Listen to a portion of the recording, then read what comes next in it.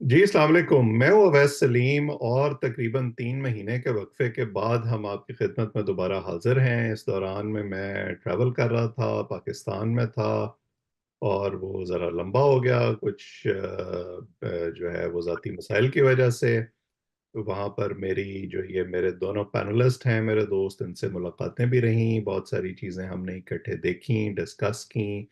लंबे होने की वजह से दौरे का फायदा ये हुआ कि इलेक्शन भी उसी दौरान में वहाँ आ गए, मैंने उसको भी विटनेस किया, लीड अप टू इलेक्शंस। और अब उसके बाद जो कुछ हो रहा है वो भी आप सबके सामने है। कुछ चीज़ें ऐसी हैं जो मंजर पर आई, कुछ ऐसी हैं जो शायद आपके सामने उस तरह से नहीं है, हम रखने की कोशिश करेंगे।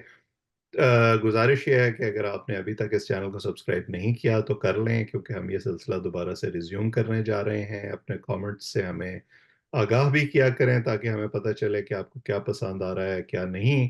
तो आज हम गुफ्तगू का सिलसिला शुरू करते हैं और हम कोशिश करेंगे कि इस 3 महीने का एक ओवरव्यू आपके सामने रख सकें। तो गिलानी साहब और जावेद साहब, आप दोनों का बहुत शुक्रिया। अ, मुझे तो बड़ी खुशी हो रही है आप दोनों को दोबारा अपने साथ स्क्रीन पर देखकर। मुझे उम्मीद है कि हमारे देखने वालों को भी उतनी खुशी हुई होगी, उन्होंने हमें मिस किया होगा। लेकिन मैं गुफ्तगू का सिलसिला शुरू करता हूँ वहां से जो हमने आखिरी जो वीडियो की थी 5 दिसंबर 2023 को, और उससे पहले हम जो गुफ्तगू करते आ रहे थे ये तकरीबन इलेक्शन से कोई 2 महीने पहले तक का वक्त था। मुसलसल हमारा एक बात पे इख्तलाफ था। मैं ये आपसे ये कह रहा था कि मेरी मालूमात के मुताबिक नवाज शरीफ साहब जो हैं वो वजीर आजम नहीं बनेंगे, और छोटे छोटे ग्रुप्स बनाए जाएंगे और उन ग्रुप्स के अंदर से जो है वो फिर एक वजीर आजम बनेगा, और जो है वो कहीं और से जो एक नॉड होती है, नॉड ऑफ अप्रूवल, वो शहबाज शरीफ साहब के लिए है, या कोई डार्क हॉर्स आ सकता है, नवाज शरीफ साहब नहीं होंगे। आप दोनों का इस पे इख्तलाफ था मुझसे। तो एक तो मेरा ख्याल है कि आज आप ऑन एयर जो है ना वो एक्नॉलेज कर लें कि कभी कभी हमारे पास भी खबर होती है मुल्क से बाहर बैठे हुए। ये खबर तो थी ही मुल्क से बाहर की भाई। क्योंकि हमारे यहाँ तो इसको अमेरिकी साजिश समझा जाता है ना। ये ये अब नून लीग बाहर वाली बाहर अमेरिकी से साजिश बाहर है, से अमेरिकी साजिश का यहाँ से सीजन 2 शुरू हो गया। तो ये था।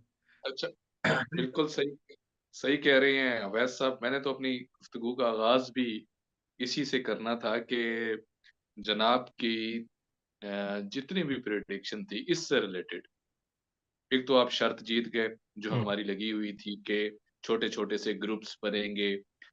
वो बिल्कुल आप बिल्कुल डॉटेड जिस तरह से कहते हैं कि वैसे ही हुआ। हम असेंबली को देखते हैं और आपकी बातें याद आ रही होती हैं कि वैसे ही छोटे छोटे से ग्रुप्स हैं, किसी को समझ नहीं आ रही वो जो क्या कहते हैं कि हाथ किसके साथ हुआ है ये समझ नहीं आ रहा। दूसरा, आ, आपका कहना ये था कि नवाज शरीफ साहब आ तो जरूर जाएंगे और लेकिन उस तरह से वजीर आजम नहीं बन सकेंगे। यहाँ हमारा इख्तलाफ जरूर रहा। कहीं कहीं ऐसी हमें भी इतलात मिलती रहेंगी कि शायद शहबाज शरीफ साहब दोबारा आ जाएं। कहीं ऐसा लगता था कि शायद बिलावल के को तो नहीं बनाया जा रहा।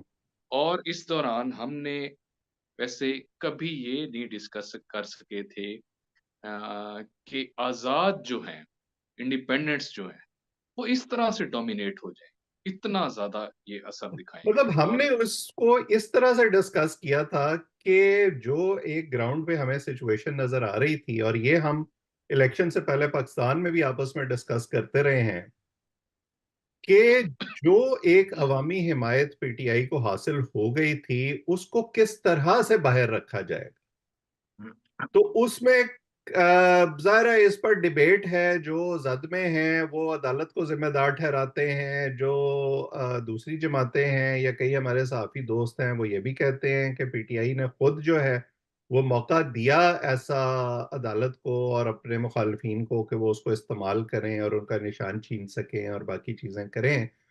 लेकिन मेरा जो, और ये मैं गिलानी साहब के सामने रखता हूं सवाल, मुझे ये लगता था कि जो हमने एक प्री पोल रिगिंग कह लें उसको या प्रेशर टैक्टिक्स कह लें जो देखे थे, मुझे नहीं समझ आती थी कि इलेक्शन डे पर ये कैसे मैनेज करेंगे। तो इन्होंने इलेक्शन डे तो शायद गिलानी साहब मैनेज नहीं किया, इलेक्शन नाइट मैनेज कर ली। हाँ जी, डे मैनेज करने की कोशिश की थी इंटरनेट बंद करके हम्म। और वो सारी सिचुएशन क्रिएट करके, लेकिन वो मैनेज नहीं हो सका है। तो पीटीआई का वोटर निकला, उन्होंने वोट डाला, इसलिए फिर वो पोस्ट इलेक्शन सिचुएशन, क्योंकि बहुत सारे जो इदारे हैं यहाँ पे भी, जो ऑब्जर्वर्स हैं हमारे, बिल्डेट वाले हैं, फाफन वाले हैं, तो उन्होंने भी इस चीज़ की इंडिकेशन की। तो जो इलेक्शन का प्रोसेस था, उन्होंने कहा कि वो बड़ा ट्रांसपेरेंट था, हम्म। उसमें कोई इख्तलाफ नहीं था। लेकिन उसके बाद जो रिजल्ट्स वाला प्रोसेस है, वो सारा इतना डाउटफुल हो गया है। और जिस तरीके से फॉर्म 45 की अब जो एक कॉन्ट्राडिक्शन बिल्कुल सामने आ गई हैं, अब तो इन इदारों ने भी कह दिया है, अब तो जो ईसीपी की वेबसाइट पे भी आ गए, उन्होंने भी कह दिया। तो देखिए, मैं सिर्फ इसमें एक बात करना चाह रहा हूँ अवैध साहब, कि जो बात हम करते हैं, या इमरान खान ने भी अपनी बात की, या हर कोई करता है जमहूरियत में, वोट की ताकत की अहमियत, ये सारी गेम या सिचुएशन क्या थी, वो वोट की ताकत की अहमियत के मुतल्लक थी। हम्म। अगर हम प्री पोल जो टैक्टिस हैं, या पॉलिटिकल इंजीनियरिंग उसको कह लें, हम उसको देखें, तो वो क्या था कि वोटर जो है वो पीटीआई से मुतनफर हो जाए, हम्म। वोटर बैलेट बॉक्स तक पीटीआई का वोटर ना पहुंचे, यही सिचुएशन थी। और इसी के लिए वो इंटरनेट ब्लॉकेज, वो सारा कुछ, वो वोट इधर उधर करना, वो कैंडिडेट्स को हरासा करना और वो सारी चीजें करके क्या थी कि वो वहां तक, बैलेट बॉक्स तक वोटर ना पहुंचे। अब जिस दिन, चूंकि वो वोटर का डे था, और ये लेसन पीटीआई ने आगे ग्रास रूट लेवल तक पहुंचाया, हम्म। उसमें उनका वोटर वहां पे पहुंचा। वैसे तो अब एक उसके उनको बाद, क्रेडिट देना पड़ेगा कि बहुत सारे हलकों में आखिरी 1-2 दिन तक पता ही नहीं था कि उनका एक्चुअल कैंडिडेट कौन होगा, लेकिन उसके बावजूद जो है उन्होंने अपनी कैंपेन भी टेक्नोलॉजी को इस्तेमाल करके क्रिएटिवली चलाई और उनके वोटर ने रिस्पॉन्ड भी किया। बिल्कुल फिर वो पहुंच गया वोटर, उसने वोट डाल दिया, उसके बाद आपने रिजल्ट मैनेज कर लिया। तो हम्म। मैं गुजारिश सिर्फ ये करना चाह रहा था कि असल में ये वोट की ताकत किस तरीके से है, देखें कि मसला ये था कि शुरू दिन से कि आप, ये पाकिस्तान में पहला इलेक्शन मैं इस तरह का बल्कि क्यों देखा, जिसमें कोशिश ये की जा रही थी कि वोटर जो है, चूंकि अवामी हमायत नजर आ रहा था पीटीआई के साथ है, इमरान खान के साथ है, तो कोशिश ये थी कि वोटर कम से कम वहां पे पहुंचे। हम्म। हर लिहाज से कोशिश थी कि वोटर बैलेट बॉक्स तक ना पहुंचे। और फिर अगर वो पहुंच गया, तो उसका सारा जो मैंडेट है वो अब उठा लिया गया है। और अब उस पर बहुत सारे सवालात हैं, आगे जाके वो ट्रिब्यूनल्स बनेंगे या सुप्रीम कोर्ट बनेगा, या बहुत सारी चीजें होंगी। लेकिन मुख्तसर खुलासा यही है कि एक तो इसमें कोई शक नहीं, जो आपने भी फरमाया, कि एक मखलूत हुकूमत की बात हम करते थे कि नजर आ रहा है कि इस तरह से बनेगी। दूसरी बात अब ये है कि ये कंटिन्यूटी मखलूत हुकूमत की पीडीएम 2 की कही जा रही है। इसमें वही कुछ होगा जो पहले पीटीआई के साथ हो रहा था, और अभी तक की सूरत हाल के मुताबिक हमें वही नजर आ रहा है कि अभी भी उनको कोई पीसफुल प्रोटेस्ट करने की इजाजत नहीं है। उनके जो जीते हुए उम्मीदवार जिनका दावा है, उनको भी गिरफ्तार किया जा रहा है, असेंबली में उनकी सुनी नहीं जा रही, मखसूस नशीतें दी नहीं जा रही हैं। और फिर बहुत सारे लोग जो निगरान काबीना में रहे, यहाँ पे रहे या लाहौर में रहे, वो लोग भी सुना है कि अब कैबिनेट में इंडक्ट हो रहे हैं। मतलब वो तो एक तरह से कॉन्टिन्यूटी नजर आ रही है ना, लेकिन जावेद साहब ये बड़ी अहम बात है कि जैसे 2018 की हुकूमत बनी, अब मसला ये हो गया कि जो पोलराइजेशन हमारे यहाँ है ना, आप पीटीआई के लोगों से बात करें तो वो कहते हैं इस दफा बड़ी धांधली हुई है, लेकिन 2018 में जो है ना, वो तो धांधली नहीं हुई थी, वो तो उल्टा हमारे साथ धांधली हुई थी, हमें हाँ, हरवाया गया था, वरना हम तो असल में वो इलेक्शन जीते हुए थे इत्तेहादियों के हमारी बगैर सीटें के। कम। यही काम अब नून लीग कर रही है। वो तो कहते हैं धांधली तो हुई नहीं, असल में तो हमारे खिलाफ साजिश हुई है। उन्होंने मीडिया पर एक जो है वो महाज खोल दिया है कि जी ये मीडिया ने हवा बनाई थी कि पीटीआई जीत रही है, वरना तो असल में हम जीते हैं।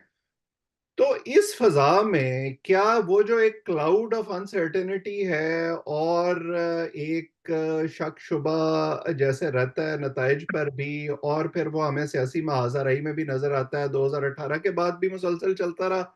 आपको लगता है कि वो अब भी इसी तरह से आगे चलेगा? पीटीआई एक तरह से कैंप आउट होकर बैठ गई है खैबर पख्तूनख्वा में, और उनका ख्याल है कि उस सूबे से वो जो है वो लॉन्च करेंगे अटैक मरकज पर भी और बाकी सूबों पर भी और एस्टेब्लिशमेंट पर भी। दूसरी तरफ हमें ऐसे लगता है कि इलेक्शन के बाद भी शायद पीटीआई की मुश्किलात में, या जो पॉलिसी उनके बारे में बनी हुई है एस्टेब्लिशमेंट की और बाकी जमातों की, उसमें कोई तब्दीली नहीं आ रही। तो ये काम आगे कैसे चलेगा? वैसे मुझे ये आपके इस क्वेश्चन के ऊपर एक शेर याद आ रहा था, तेरी बज़्म में और भी फूल तेरी बज़्म में और भी गुल खिलेंगे, अगर रंगे याराने महफ़िल यही है। हम्म, तो हुज़ूर, ये जो अ, इलेक्शन के अंदर धांधली का जो है, ये 1970 से हर इलेक्शन के अंदर इस तरह हुआ, 88, 93 इस होता है। अच्छा, उसमें एक ये डिफरेंट किस तरह से था ये इलेक्शन? कहते ये हैं कि प्री पोल रिगिंग डोमिनेट करती है, जिस दिन इलेक्शन होना होता है, उस दिन इलेक्शन ऐसे 0.5 या 5% के करीब हुई, ऐसा कुछ हेर-फेर होता है, उससे पहले सारा काम हो चुका होता है। इस केस में फरवरी 2024 के केस में ज़रा चीज़ें डिफरेंट रही। अब ये कहा जाता है, जो इल्ज़ामात हैं, जो बातें हैं, वो ये कहते हैं कि उस रात को सारी गेम हो गई है। प्री पोल जो जो कुछ था वो तो हुआ सो हुआ। उस रात ये जो इंटरनेट का बंदिश के बाद और उसके बाद जहाँ फॉर्म 45, 47 वाली जो बात है, ये सिलसिला चलेगा, ये रुकने वाला नहीं है। आप देखिएगा, आपने जिस तरह से इसकी बात की, ये पार्लियामेंट, ये हुकूमत, इतनी नॉइज़ी होना है ये सिलसिला, ये ना थमने वाला है। पहला दिन जो था ये 16वीं आपकी नेशनल असेंबली का, और भी हमने असेंबलियाँ देखी हैं, लेकिन पहले दिन होता है थोड़ा-सा जोशो-खरोश, ये तो ना थमने वाला है। इसमें कुछ चीज़ें समझ ही नहीं आ रही ना, जैसे हाउस नामुकम्मल था, उसके बावजूद ओथ टेकिंग इस किस्म की मामलात हो रही हैं। रिज़र्व्ड सीट का कब पहले दिन ही हल हो जाता है। वो अभी तक मामला उसी तरह से चल रहा है। सदर साहब ओथ ले चुके हैं, अभी तक समझ नहीं आ रहा कि इसका क्या होना है, क्या नहीं होना। हम्म। स्पीकर का इलेक्शन हुआ, उसके अंदर भी मामलात। अच्छा, यहाँ बड़ा अजीबो-गरीब किस्म का ये सिलसिला है। जैसे पीटीआई के ऊपर, अब अच्छा पीटीआई को पीटीआई नहीं कहा जा सकता, सुन्नी इत्तेहाद कौंसिल, ये अजीब-सा एक काम बन गया है कि उनको लिखें क्या, बोलें क्या, वैसे उनकी अपनी ऐसी कहाँ शनाख्त। ऐसी अजीबोगरीब पॉलिसियां बनाते हैं ना कि टीवी पर इमरान खान की सजाओं का और मुकदमात का जिक्र हो रहा है, लेकिन उनका नाम नहीं ले सकते। हर एक को पता है कि टिकट उन्होंने बांटे हैं और ये उनके हिमायत याफ्ता उम्मीदवार हैं, लेकिन आप उनको इंडिपेंडेंट कहेंगे, आप उनको पीटीआई का जो है वो कैंडिडेट नहीं कह सकते। ये बड़ा अजीबो-गरीब किस्म का ये सिलसिला है। हर किसी को पता है जी आज़ाद कौन थे, सुन्नी इत्तेहाद कौंसिल वाले कौन हैं, और अच्छा आगे क्या मसला होना है। अच्छा, थोड़े से पीटीआई के ये जो आज़ाद लोग हैं या सुन्नी इत्तेहाद कौंसिल के कह लें, ये लोग हैं, ये कुछ मामलात में वाक़ई इनको पार्लिमान ज़रा सीखना पड़ेगा। पहले इन्होंने जो गलती की थी, जिसको हमने काफ़ी दफ़ा डिस्कस किया, ये जो पार्लिमान छोड़ के बाहर चले गए, फिर उनको वापस आने का मिन्नतें करते रह गए या जो कुछ कोशिश करते रह गए, नाकाम रहे थे। अब पार्लिमान में आ चुके हैं और उन्हें समझ आ गया कि सारी गेम होती पार्लिमान से है। चौथा दिन 4 दिन गुज़ार चुके हैं पार्लिमान के अंदर, अभी तक इनको ज़हन में नहीं आया कि हमने अपना अपोज़िशन लीडर तो उसके लिए फ़ॉर्मली दरख़्वास्त देनी है, पूछना है। एक दिन खड़े हुए कहते हैं, जी आप अपोज़िशन लीडर को टाइम नहीं दे रहे, उमर अयूब साहब को। वो कहते हैं, हज़ूर स्पीकर रियाज़ सादिक कहते हैं, पहले आप उसकी कोई दरख़्वास्त तो दें, आप बताएँ तो सही, आपने खुद ही नॉमिनेट कर लिया, ये सिलसिला नहीं चलने वाला।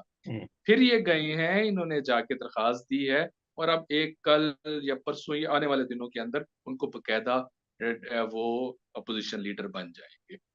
तो ये सिलसिले ना थमने वाले हैं, आगे पब्लिक अकाउंट कमेटी का मसला आना है, स्टैंडिंग कमेटीज़ का मसला आना है, बहुत सारे इश्यूज़ हैं।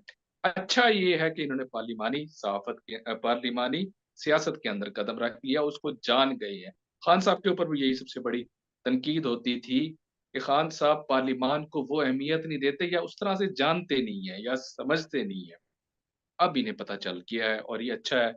लेकिन ये अवैध साहब, ये सिलसिला जो है ना, मुझे नहीं लगता वो क्या कहते हैं कि ये कंपनी चलने वाली है, ये इतना सुकून से कोई काम कर चलाने सकेंगे। वालों ने चलानी हुजूर, है ना गिलानी साहब, वो जो चलाने वाले हैं वो मुसेर हैं कि हमने चला के छोड़नी है, चाहे ये बगैर पहियों के घिसटती रहे। वो चल चल के चाले ना जाएगा ही क्या। तो दो गुजारिशें करूँ कि एक तो कह रहे थे ना अपोजिशन लीडर, अब जो सूरत हाल पाकिस्तान तहरीक इंसाफ के साथ है, उसमें तो उनका हर मेंबर ही अपोजिशन लीडर है भाई। वो जितनी मर्जी खप डालेगा, और आपने देखा कि डाली है। लेकिन जो पार्लिमान की सूरत हाल जावेद साहब ने बताई, अब ऐसा भी इससे हट के मैं 1 मिनट के लिए गुजारिश करना चाह रहा हूँ इलेक्शन कमीशन ऑफ पाकिस्तान के रोल पे, कि इतना मुजरमाना और खामोश किरदार इलेक्शन कमीशन ऑफ पाकिस्तान का 8 फरवरी के इलेक्शन के दिन से आज तक कोई प्रेस कॉन्फ्रेंस नहीं की गई, किसी सवाल का जवाब नहीं दिया गया, रिजर्व सीट उठा के उनको उनकी दे दी आपने। फिर वो जो मजे की बात एक और देखें, कॉन्ट्राडिक्शन जो आप अभी बात कर रहे हैं सुन्नी इत्तेहाद काउंसिल की, पहले आपने उन्हें आजाद डिक्लेयर किया, उनसे बल्ले का निशान लिया और उनको कहा कि बेसिकली उस वक्त भी हमने बात की थी कि ये एक पार्लिमानी पार्टी के तौर पे उनको पीछे हटाने के लिए ये गेम की गई है, और इलेक्शन के बाद वो वाजे हो गई। फिर क्या किया गया, सुन्नी इत्तेहाद काउंसिल उन्होंने सीटों के लिए लिया, सुन्नी इत्तेहाद काउंसिल को पहले उन्होंने माना और सीटों की एलोकेशन के बारे में बात शुरू की। फिर आखिरी दिन जो फैसला आया है उसमें सुन्नी इत्तेहाद काउंसिल के तमाम लोगों को इंडिपेंडेंट डिक्लेयर कर दिया गया है, हम्म। खुद एक फैसले को अपने को नाल इनवाइट करके, और फिर कहा गया है कि आपको रिजर्व सीटें नहीं मिल सकती।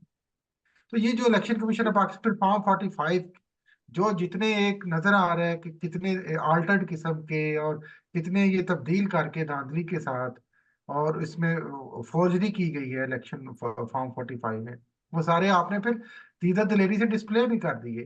तो इसलिए जो आपने बात शुरू में की, मैं इसको कंक्लूड इसलिए करना चाह रहा हूँ कि इसमें अब जो 2018 में कौन जीता और कौन हारा, और 2024 में कौन जीता और कौन हारा, नून लीग क्या कह रही है और पीटीआई की नहीं, वो वही जीता है जिसको जिताया गया था उस वक्त भी, और आज भी वही जीता है जिसको जिताया गया है।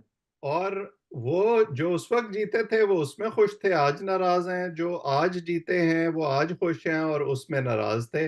ये जो मुनाफकत है ये हमारी सियासी जमातों का और उनके हामियों का तुरा इम्तियाज बन चुकी है।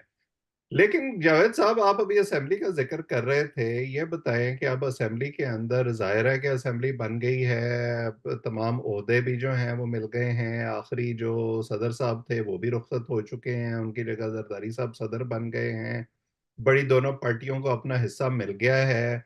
अभी तक हमारे मौलाना साहब जो हैं वो कुछ कुछ नाराज हैं क्योंकि उन्हें कोई हिस्सा नहीं मिला। लेकिन आपको पार्लियामान की इब्तदाई चंद दिन की कार्रवाई से कहीं ये लगा है कि कोई खैर सगाली की फजा है, ये काम आगे चलेगा या यहीं इसी तरह से जूतियों में दाल बटती रहेगी? देखें, हुकूमत की तरफ से इस किस्म की बात जरूर की गई। हम्म। शहबाज शरीफ साहब ने अपनी पहली स्पीच के अंदर रिकंसिलिएशन, आप डायलॉग की तरफ आए, हमारे साथ बैठे बात करें। मैं एक छोटी सी मिसाल आपको दूं।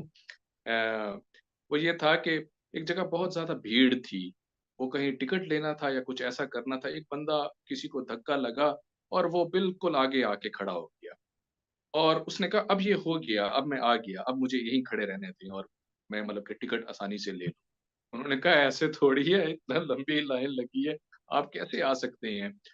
तो यहाँ भी हुकूमत ये जिस तरह से शहबाज शरीफ साहब ने बात की, वजीर आजम ने, बिलावल भुट्टो ने बात की। बिलावल भुट्टो कहते हैं कि इस दफा आप लोग हमारे साथ बैठे, हम ताकि जो आगे वाला इलेक्शन आना है 2029 का, उसके अंदर कैदी नंबर 804 आए तो उनके ऊपर तनकीद ना हो सके। मतलब कि इस उन्होंने कहा कि नहीं, अपोजिशन कहती है वो इसको मीठी गोलियां कह रही हैं कि आप इतने सुकून से हमें दो बातों में बहला लेंगे और हम आपकी बातों में बैठ जाएंगे और यही कहेंगे नहीं आपने ठीक कह दिया, अब हालात ठीक हो जाएंगे। ऐसा नहीं होने वाला। हम अपना एहतजाज रिकॉर्ड कराएंगे, कैदी नंबर 804 को रिलीज किया जाए और हमारे मुतालबात जिनके अंदर धांधली की बातें हैं, दूसरी बातें हैं, वो तस्लीम की जाएं। अगली बात ये है, अवैस साहब, रमजान शरीफ तो गुजर जाएगा, उसके बाद इनका इरादा तकरीबन पक्का बन चुका है। इन्होंने सोच लिया है कि इन्होंने सड़कों पे आके अपनी पावर दिखानी है। अब देखना ये है कि उसको रोका कैसे जा सकता है। इस प्लान को, ये प्लान अंदर अंदर जरूर बन रहा है। इसके अंदर सुन्नी इत्तेहाद कौंसल जिसे कहते हैं, आजाद कहते हैं, पीटीआई वाले कहते हैं, खान साहब जी ने ये कह चुके हैं कि निकलो बाहर, बताओ इन्हें एक दफा दोबारा से धूम धड़क्का होना चाहिए। इनसाइड पार्लियामेंट तो हो रहा है, आउटसाइड पार्लियामेंट भी होना चाहिए। तो गिलानी साहब, ये जो आउटसाइड पार्लियामेंट धूम धड़क्का है उसी को रोकने के लिए शायद मोहसिन नकवी साहब जो है उनको मरकज में लाया जा रहा है।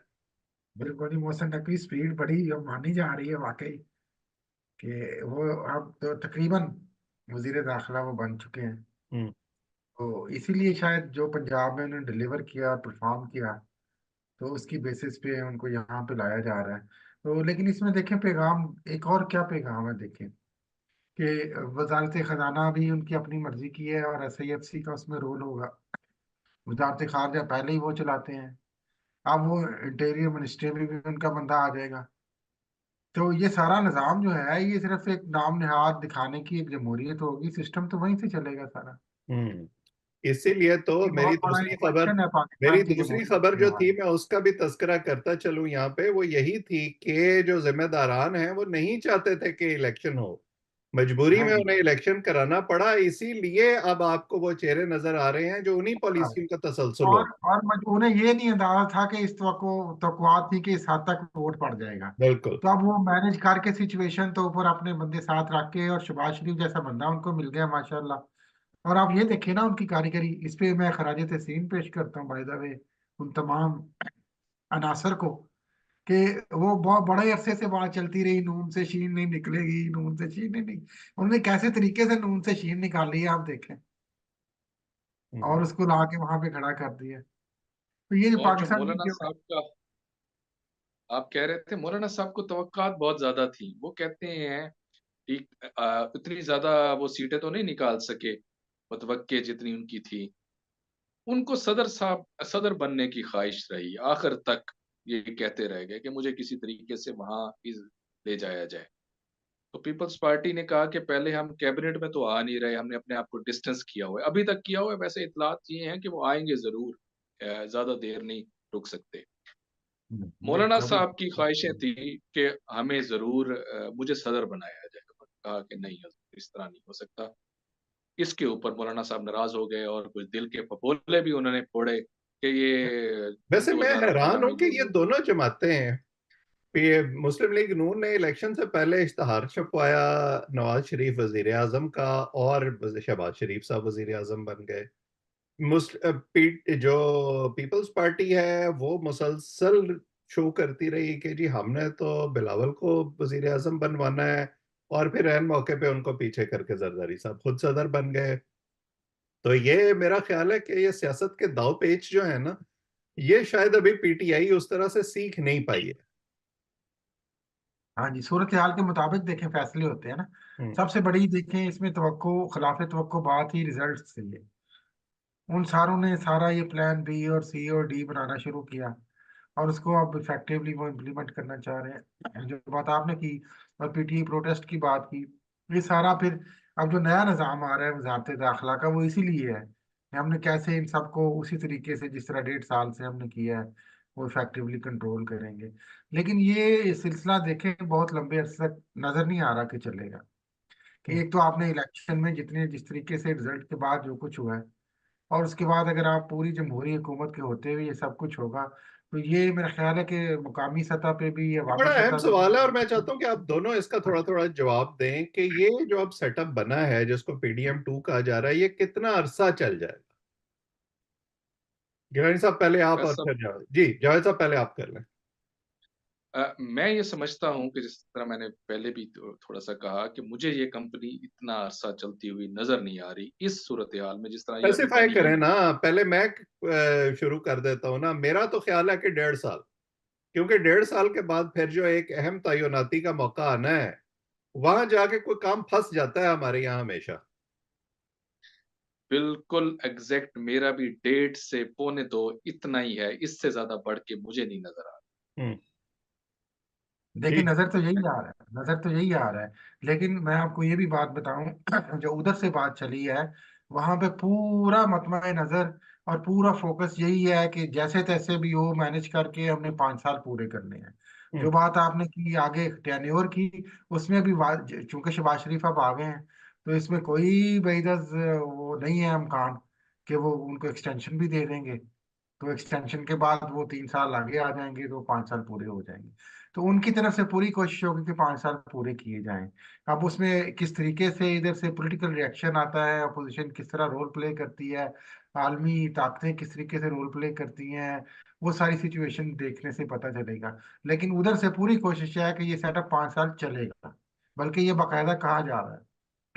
चलेगा या चलवाया जाएगा? और नहीं, देखें, चलवाना तो अगर अगर इस सेटअप को 5 साल चलना है, तो फिर उसका मतलब ये है कि हमें बड़े घर में भी कॉन्टिन्यूटी नजर आएगी, वहां भी कोई तब्दीली हाँ, नहीं है। बिल्कुल। मैं तो इसलिए कह के वो उनको बड़ी आसानी से एक्सटेंशन दे देंगे। हम्म। अच्छा, इस सारी एपिसोड में अवैध साहब, एक चीज जो ये सोची जा रही थी कि पीटीआई शायद मादूम हो जाएगी, नजर नहीं आएगी, खत्म हो जिक्र जाएगा ये जिक्र हो सिलसिला, जाएगी। अब हाँ दब जाएगा ये। मैं ये समझता हूँ कि ये इस फरवरी 8 के बाद वो ज्यादा उभरे हैं और मजीद हर आने वाले दिन में एक कॉन्फिडेंट हुए उन्होंने हैं वो, उन्होंने ज्यादा कॉन्फिडेंस। बीट किया है उन मंसूबों को बड़ी हद तक जो उनको सिस्टम से बाहर रखना चाहते थे। बिल्कुल सही बिल्कुल, कह। वो वोट की ताकत थी ना जी, जिसने उनको एतमाद दिया है। बड़ा बिल्कुल। अनएक्सपेक्टेड था जिस तरह से उनका निकलना, और उन ऐसे ऐसे वो जिस तरह से 1970 में भुट्टो साहब के दौर में कहा जाता था ना, खंबे खड़े कर दो और हम्म। उनको भी ढूंढ ढूंढ के लगाएंगे मोहरे। यहाँ भी कुछ ऐसे नाम थे जिनको कभी किसी ने अपने हलके में नहीं सुना था, उन्होंने मैं जाके वैसे ना सिर्फ उस। मैं जाती तौर पर इसको 70 से, और ये हमारे जो पुराने ये जमहूरियत पसंद दोस्त हैं उनको ये बात पसंद नहीं आती, लेकिन मैं इसको 70 से ज्यादा बड़ा वाकया समझता हूँ, क्योंकि 70 में जो खंबे भुट्टो साहब ने खड़े किए थे उनको गिरफ्तार किसी ने नहीं किया था, उनको जो कैंपेन चलाने से रोका किसी ने नहीं था, उनका निशान किसी ने नहीं विड्रॉ किया था। बिल्कुल, लेकिन मैं आपको बताऊं, ये जो मुहावरा है बेसिकली इमरान खान की मकबूलियत ने उस मुहावरे को मेरे ख्याल में उल्ट दिया है। ये जो हम बार बार बात कर रहे हैं ना कि खंबा खड़े कर दिए और उनको वोट मिल गए, यहाँ तो खंबा ही नहीं था। यहाँ तो पता ही नहीं था उम्मीदवार कौन है, उसका निशान क्या है, खंबा तो नजर आता है खड़ा। तो वो तो खंबे लेटे हुए थे ये सारे, और फिर भी वो खड़े हो गए और जीत गए। तो ये एक बहुत बड़ा, अच्छा देखें, ये ये एक ऐसा पहलू है वैसा। एज ए हम एकेडमिक भी बात करें, जर्नलिस्ट के तौर पे भी बात करें, तो ये इस पे उतना फोकस नहीं अभी हो रहा जितना मेरा ख्याल है कि बैनुल अक़वामी इदारों को भी, और यहाँ पे भी रिसर्चर्स को, जमहूरी इदारों को और एनजीओस को करना चाहिए कि ये एक कितना बड़ा स्वीप हुआ जिसको पूरे के पूरे को अब हाईजैक करके उसको सारे पस मंजर में डाला जा रहा है। हम्म। बिल्कुल। चले, अब मेरा ख्याल इन है हमारे खंबों पास आखिरी चंद मिनट हैं, जरा इसको डिस्कस कर लें कि अब ये जो सबसे इम्पोर्टेंट क्वेश्चन है, महाजराई भी हो गई, इलेक्शन भी हो गए, मारकुटाई भी हो गई, सबसे इम्पोर्टेंट क्वेश्चन जिसको हम इलेक्शन से पहले भी डिस्कस करते रहे हैं वो है था इकोनॉमी। वो ना पिछली पीडीएम 1 में इनके काबू आ रही थी, अब इसहाक डार साहब की बजाय कोई नए वजीर खजाना आएंगे, नाम तो सामने आना शुरू हो गया है। क्या नहीं, नाम आ गए, फाइनल हो गया मोहम्मद औरंगजेब साहब मोहम्मद का। औरंगजेब साहब, और वो जस्टिस खलीलुर रहमान रमदा साहब के जो हैं वो भतीजे हैं शायद, दामाद, बड़े दामाद है वो शायद।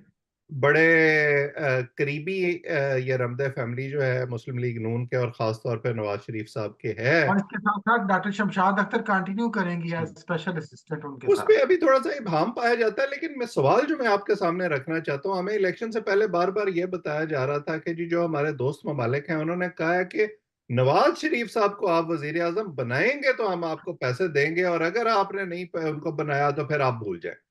तो फिर अब ये मसला कैसे हल होगा? या तो वो झूठ था, या फिर जो है हमारे मसाइल अब हल नहीं होने वाले। जावेद साहब। मैं तो वैसे सब समझ, मुझे जो लग रहा है कि वो झूठ था जो ये हम्म। बात कही जा रही थी, जिसको इतना सर्कुलेट किया जा रहा था, जो वो एक फिजा बना दी गई थी। हम्म। मुझे ये लगता है कि इकॉनमी इनके गले की हड्डी बनने वाली है दोबारा से, जो इन 16 महीनों में इनके साथ जिस तरीके से ये सामने आए और पिटे इसी इकॉनमी के इन्फ्लेशन के इशू के ऊपर, अब दोबारा से वही फिजा, वही मामला। ये इसहाक डार साहब की जगह इन दूसरे जो साहब हैं इनको भी ले आए, जिन्हें भी ले आए, खान साहब को भी ले आते हैं। खान साहब की भी अगर वो, ये इकॉनमी का मसला अब बहुत ज्यादा गंभीर हो चुका है। मैं नहीं समझता कि इसको इतनी जल्दी, कम से कम इस टेन्योर में इसको कम से कम बैलेंस कर लिया जाएगा, ये नहीं होने वाला। ये इसके ऊपर बड़ा टाइम चाहिए। हम्म। इसमें कोई जी शक गिलानी नहीं। साहब, वैसे वैसे मुझे लग रहा है जावेद साहब डार साहब के वजीर खजाना ना बनने पर इस दफा थोड़े से दिल बर्दाश्ता हैं, मुझे नजर आ रहा है, लेकिन आप बताएं कि इस मसले का हल कैसे होगा। नहीं नहीं, मैं इनको खुश कर देता हूँ कि ये जो वजीर खारजा बन रहे हैं इसहाक डार, उनका रोल भी वजीर खजाना का ही होगा। वो कशकोल लेके जाएंगे और इतमाद देंगे कि हाँ, पैसे दे सकते, तेजी कुछ करिए थे। ये बड़ी अहम बात है वो वैसे। इसलिए उनका रोल भी वही है। शक्ल वजीर खारजा की होगी लेकिन काम वजीर खजाना वाला होगा। तरले मिन्नतें करनी होगी जाके वो मालिक की कि जनाब साढ़े ते इतबार करो, सानू पैसे दो। हम्म। ये एक चीज।